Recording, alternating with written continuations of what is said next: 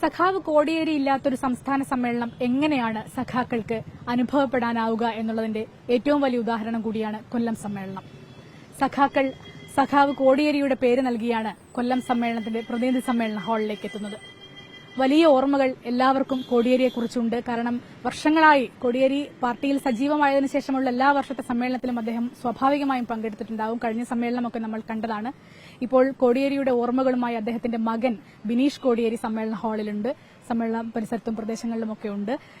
അച്ഛനില്ലാത്തൊരു സമ്മേളനം എന്ന് പറയുമ്പോൾ എല്ലാ സഖാക്കളെ സംബന്ധിച്ചിടത്തോളം വലിയൊരു ഹൃദയവേദന ഈ ഹാളിലേക്ക് കടന്നു വരുമ്പോൾ ഉണ്ടാവും. സ്വാഭാവികമായും കോടിയേരി ഹാൾ എന്ന് പറയുമ്പോൾ കോടിയേരിയുടെ ഒരു അദൃശ്യ സാന്നിധ്യം കൂടിയാണ്.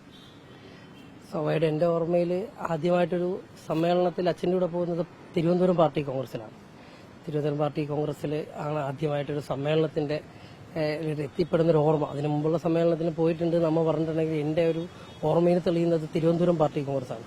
അന്നാണ് അച്ഛനും അമ്മയൊക്കെ ആയിട്ട് ആദ്യമായിട്ട് സമ്മേളനത്തിൽ പോകുന്നത്. പിന്നീട് കുറച്ചുകൂടി മുതിർന്നപ്പം സംഘടനാ രീതിയിലേക്ക് SFIയിലൊക്കെ പ്രവർത്തിച്ചു തുടങ്ങിയതിന് ശേഷം സംസ്ഥാന സമ്മേളനത്തിൽ ആദ്യം പിന്നെ പങ്കെടുക്കുന്നത് പാലക്കാട് സമ്മേളനത്തിലാണ്.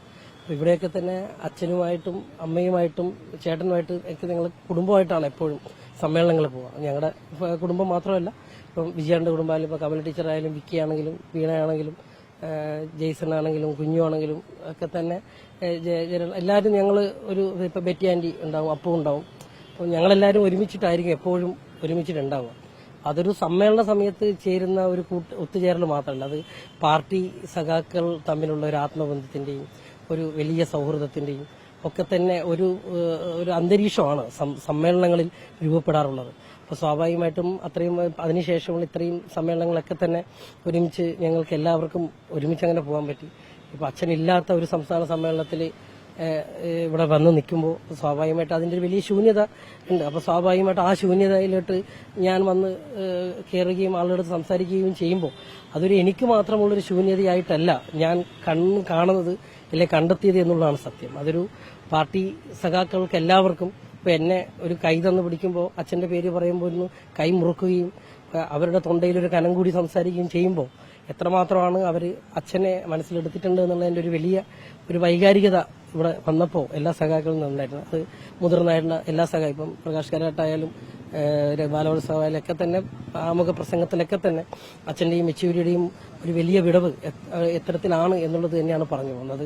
എല്ലാ സഖാക്കളുടെയും മനസ്സിൽ ഒരു മറക്കാനാവാത്ത നികത്താനാവാത്ത ഒരു വിടവ് സൂക്ഷിക്കുമ്പോൾ പോലും സമ്മേളനങ്ങൾ, പാർട്ടി സമ്മേളനങ്ങളിലൊക്കെ തന്നെ കൂട്ടായ ഉത്തരവാദിത്തത്തോടു കൂടി അതെല്ലാം മറികടക്കും എന്നുള്ളൊരു വലിയ സന്ദേശം കൂടി നൽകുകയാണ് പാർട്ടി സമ്മേളനങ്ങൾ ചെയ്യുക. ഞാനും അത്തരത്തിൽ തന്നെയാണ് അതിനെ എടുക്കേണ്ടതും പരുവപ്പെടേണ്ടതും എന്നുള്ളതാണ് എന്റെ ജീവിതകാലത്തിൽ ഉടനീളം ഞാൻ സമ്മേളനങ്ങളിൽ പോയപ്പോൾ എനിക്ക് കിട്ടിയിരിക്കുന്ന ബോധം. ആ ബോധ്യത്തിന്റെ അടിസ്ഥാനത്തിൽ തന്നെയാണ് നമുക്ക് ഇനിയും മുന്നോട്ട് പോകാനുള്ള യാത്രയുള്ളത്. അപ്പം ഈ ഇടതുപക്ഷ പ്രസ്ഥാനങ്ങളിലൂടെ CPMന്റെ കൂടെ തന്നെ ചേർന്ന് നിൽക്കുക. അപ്പോൾ എന്തായിരുന്നോ കോടിയേരി മുന്നോട്ട് വെച്ചിരുന്ന ജീവിതത്തിൽ ഉണ്ടായിരുന്ന മുദ്രാവാക്യം, അല്ലെങ്കിൽ അവസാനം അച്ഛൻ പറഞ്ഞിരുന്ന പ്രസംഗങ്ങളിലൊക്കെ തന്നെ പറഞ്ഞിരുന്ന പോലെ ആണ് ഇന്നത്തെ കേരളത്തിലെ രാഷ്ട്രീയ അന്തരീക്ഷം കേന്ദ്ര ഗവൺമെന്റിന്റെ ഭാഗമായിട്ടൊക്കെ തന്നെ വന്നുകൊണ്ടിരിക്കുന്നത്. അതിന് കൃത്യമായിട്ട് എത്തരത്തിലാണ് നമ്മൾ ഇടതുപക്ഷ പ്രസ്ഥാനം അല്ലെങ്കിൽ CPM മുന്നോട്ട് വെക്കേണ്ട ആശയങ്ങളെന്ന് കൃത്യമായിട്ട് കോടിയേരി അന്നും പറഞ്ഞു വെച്ചിട്ടുണ്ട്. അതേ മാതൃകയിൽ തന്നെയാണ് CPMന്റെ കേരള ഘടകം പോകുന്നത്. കൂടുതൽ ജനകീയമായ ഇടപെടലുകൾ, നമ്മളുമായിട്ട് ഇടപെട്ട് നിൽക്കാത്ത ആ മനുഷ്യ വിഭാഗങ്ങൾ അല്ലെങ്കിൽ ജനവിഭാഗങ്ങളൊക്കെ തന്നെ നമ്മുടെ നയത്തിന്റെ ഭാഗമായി, നമ്മുടെ മുദ്രാവാക്യത്തിന്റെ ഭാഗമായിട്ട് കൂടുതൽ ഈ പാർട്ടിയിലേക്ക് ചേർത്ത് നിർത്തിക്കൊണ്ട് 50% ആളുകളുടെ പിന്തുണയുള്ള ഒരു പാർട്ടിയായിട്ട് CPMനെ മാറ്റണം. അതാണ് എപ്പോഴും ഒരു രാഷ്ട്രീയം സംസാരിക്കുന്ന സമയത്ത് അച്ഛൻ പറയാറുള്ളത്. അപ്പോൾ നമുക്കിപ്പോൾ 27%, 28% അകത്തുള്ള പിന്തുണയുള്ളൂ. അതിനെ 23% ഉള്ള ആളുകളുടെ പിന്തുണയിലേക്ക് നമ്മൾ വളരണമെങ്കിൽ എത്തരത്തിലേക്കെല്ലാമുള്ള കാഴ്ചപ്പാടുകളിൽ നമ്മൾ മാറ്റം വരുത്തണം, എത്തരത്തിലായിരിക്കണം നമ്മൾ കേരളത്തെ മുന്നോട്ട് നയിക്കുമ്പോൾ ആ ജനങ്ങൾ നമ്മളോട് ചേർന്ന് നിൽക്കാൻ വേണ്ടി താല്പര്യപ്പെടുക. ഇപ്പോൾ പാർട്ടിയായിട്ട് മാറി നിൽക്കുന്ന ആളുകൾ പോലും കേരളത്തിന്റെ ഒരു പുതിയ കാഴ്ചപ്പാടിലേക്ക് പാർട്ടി ഒരു മുദ്രാവാക്യം വെച്ചാൽ അവരെയും ഇതിന്റെ അകത്തേക്ക് ചേർത്ത് നിൽക്കാൻ പറ്റുക. മാറി നിൽക്കുന്നവരെ സംസാരിക്കുക, ആളുകളെ കേൾക്കുക, ഇതൊക്കെയാണ് ആ അച്ഛന്റെ ജീവിതവുമായി ബന്ധപ്പെട്ട്, പാർട്ടിയുമായി ബന്ധപ്പെട്ട്, സമ്മേളനവുമായി ബന്ധപ്പെട്ട് ഓർക്കുമ്പോൾ പെട്ടെന്ന് എടുത്തു കാണുന്ന കാര്യങ്ങൾ.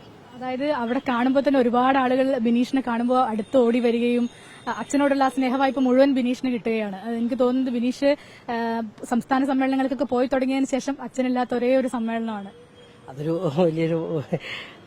അതൊരു വൈകാരികമായ ചോദ്യമാണ്. സ്വാഭാവികമായിട്ടും അത്തരത്തിലൊരു അന്തരീക്ഷത്തിൽ നിൽക്കുമ്പോൾ എനിക്ക് ഇപ്പം സ്വയം ചോദിക്കുമ്പോഴും അത്തരത്തിലേക്ക് ആളുകൾ വന്ന് സംസാരിക്കുമ്പോഴും ആ ഒരു സ്നേഹം നമ്മളിലേക്ക് പകർന്നു നൽകുന്നു. അപ്പോൾ എത്രത്തോളം അച്ഛന്റെ ഒരു സ്നേഹം അവർക്ക് കിട്ടിയിട്ടുണ്ട്, അച്ഛൻ എത്രത്തോളമാണ് അവരോട് ചേർന്ന് നിന്നിട്ടുള്ളത് എന്നൊക്കെയുള്ളൊരു വലിയ ഇതാണ്. അപ്പം ഞാൻ എത്തരത്തിലായിരിക്കണം ഇനിയുള്ള മുന്നോട്ടുള്ള രീതിയിൽ നിൽക്കേണ്ടത് എന്നുള്ള എൻ്റെ ഒരു ഉത്തരം കൂടിയാണ്. അപ്പോൾ ആ ഉത്തരമാണ് എല്ലാ സഖാക്കളും കിട്ടുന്നത്. അതിയായ സ്നേഹം എല്ലാ രീതിയിലും പാർട്ടി എന്ന രീതിയിൽ സഖാക്കൾ ചേർത്ത് നിർത്തുന്നു. അത് അനുഭവിക്കാനുള്ള ഭാഗ്യം ഉണ്ടായത് ഇത് കോടിയേരിയുടെ മകനായതുകൊണ്ട് മാത്രമാണ്. അപ്പോൾ ആ രീതിയിലേക്ക് പോകുമ്പോൾ വളരെ വൈകാരികമായ അന്തരീക്ഷത്തിൽ തന്നെ ഇത് മുന്നോട്ട് പോകുന്നു. ഇത്തരത്തിലുള്ള ഒരു സമ്മേളനത്തിൽ വന്ന് നിന്നുകൊണ്ട് സംസാരിക്കുമ്പോഴും ആ വിടവായിട്ട് തന്നെ നിൽക്കുന്നു എന്നുള്ളതാണ്. അതാണ് ഏതൊരു മനുഷ്യനും കോടിയേരി എന്ന് പറയുമ്പോഴുണ്ടാവുന്ന ആ ഓർമ്മ, ആ ഒരു അദ്ദേഹത്തിനോടുള്ള വൈകാരിക വായ്പ്, അതൊക്കെയും മിസ്സാകുന്ന ഒരു സമ്മേളനം കൂടിയാണ് കൊല്ലത്തെ സമ്മേളനം എന്ന് പറയാതെ വയ്യ.